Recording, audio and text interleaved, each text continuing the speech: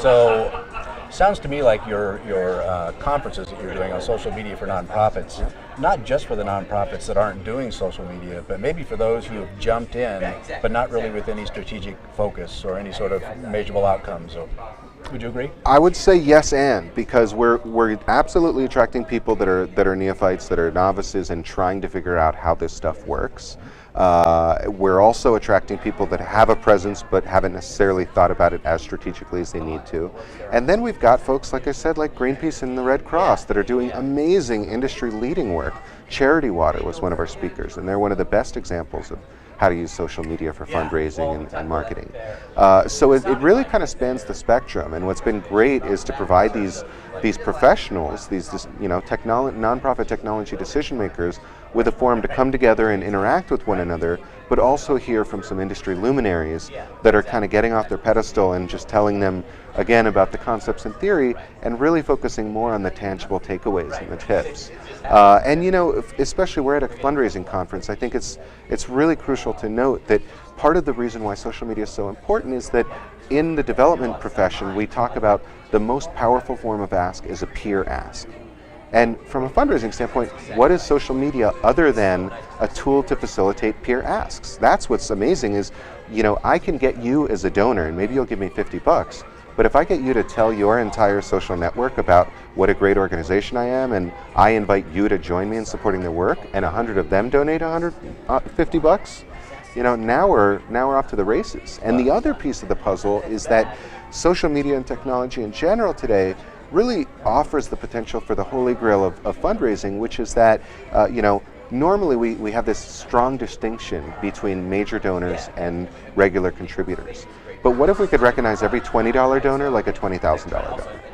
And with some of the automated technology, you can send very personal notes that have your name and the dollar amount and what that contribution is going to, and really help people feel special.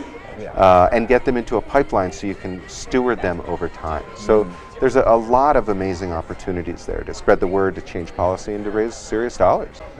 Okay. What else do you have to share with us? Anything special come to mind? Any parting words, or maybe some suggestions you might like to make to some of our nonprofit viewers? I think, especially anytime I talk about fundraising, there's a story that I really like to share, because I feel like it's so important. Because for me, probably the most chronic and serious problem that we have as a sector is that we have this kind of tin cup mentality to our work, where we feel like we're almost begging for alms. And it's relying on the charitable contributions of other people to do our work. So we're kind of like, the beggar. And in my mind, the story that I love telling is about Bill Cosby, believe it or not. And he was at college at Temple University getting his master's degree in Philadelphia, and he was in an hour-and-a-half philosophy class with 150 other master's and doctorate students. And this one class, they spent the entire 90 minutes debating, is the glass half full or half empty? And as you might imagine, they didn't really get very far. It was a very circular debate, and it was really frustrating for Bill, whose family was making a lot of sacrifices to put him through school. And so he leaves the class, he's kind of downtrodden, and he's huffing and puffing, walking through the Philadelphia streets. And he gets home, and his grandmother's there waiting for him. And she says what grandmas usually say when you get home, which is, "How was class today, Bill?" Then he kind of blows her off because he's so frustrated and doesn't want to dump it on her, and tells her, I don't really want to talk about it, but she presses him. And so she says, "No, really, I want to know, how was class today, Bill?" And he says, "Well, Grandma, if you really got to know, it was incredibly frustrating. We had 150 master's and doctorate students sitting around a table for an hour and a half debating if the glass is half full or half empty." And his grandmother, who has a second grade education, mind you, without missing a beat, says, "Oh, well, that's easy. It depends on if you're pouring or drinking." Pouring or drinking. And for me, I think, the thing there is that it's all about perspective, right? And we think of ourselves as the drinkers, right? Relying on other people to provide us with the water we need to do our work, when in fact nothing could be further from the truth. We are the pourers, we are the nurturers of society, and we are a conduit, just like water, flows through something. They're not giving us money. Donors don't give money to you, they give money through you, like K. Sprinkle Grace says.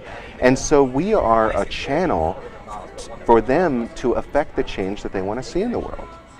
And that is, holy work. It's spiritual work, and it's something we should hold our heads up high and feel really proud about. And we need to be able to do that in order to be effective, in order to be successful, and in order to maximize impact, frankly. So I just hope everyone remembers that. Yeah, and you know what? I would imagine that if we could distill down the central wisdom of every successful fundraiser's career, that's probably the very central mindset right there.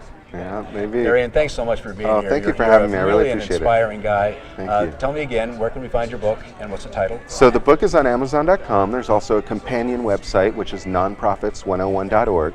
And actually, there's a free white paper on top 10 fundraising tips that you can download for free from the website nonprofits101.org. And then the conference series is Social Media for Nonprofits. It's just social media, the number 4, nonprofits.org. And on Facebook and Twitter, it's SM, the number 4, nonprofits. Outstanding. I look forward to hearing your keynote speech at lunch today. Thank you so much. Thank you. Thanks everybody for watching. Thank you.